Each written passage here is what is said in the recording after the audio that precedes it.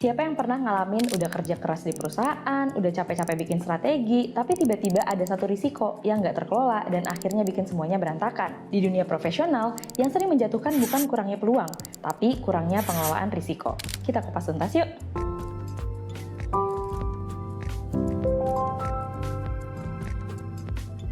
Kali ini kita akan bahas skema sertifikasi pengelolaan manajemen risiko atau CRA yang ada di LSPPM.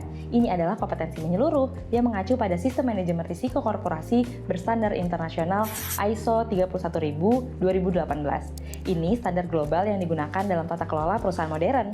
Apa aja sih unit kompetensi yang akan diuji? Yang pertama, sobat harus mampu menentukan risk owner dan fungsi terkait untuk setiap kejadian risiko. Ini krusial loh, karena dalam praktiknya banyak organisasi tahu ada risiko, tapi nggak jelas siapa yang bertanggung jawab. Yang kedua, sobat harus punya kompetensi untuk mendokumentasikan risiko dalam risk register. Risk register adalah alat kontrol utama, yang mana di situ tercatat potensi risiko, dampaknya, kemungkinan terjadinya, dan juga status penanganannya. Lalu, sobat juga diuji untuk mendefinisikan kriteria risiko. Artinya, organisasi harus punya standar jelas untuk menilai tingkat risiko. Berikutnya, sobat perlu mampu menentukan skala prioritas risiko. Karena sumber daya terbatas, nggak semua risiko bisa ditangani sekaligus. Di sini dibutuhkan kemampuan analisis dan judgement profesional. Masuk ke tahap berikutnya.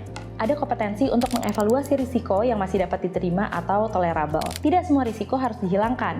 Dalam bisnis, ada level risiko yang memang harus diterima selama masih dalam batas toleransi organisasi. Setelah itu, sobat diuji untuk menetapkan risiko yang perlu tindakan lanjutan dan menentukan strategi penanganannya. Strateginya bisa berupa mengurangi risiko, mengalihkan, menghindari, atau menerima dengan pengendalian tertentu. Dan yang terakhir, sobat harus mampu mengevaluasi konteks internal dan eksternal perusahaan.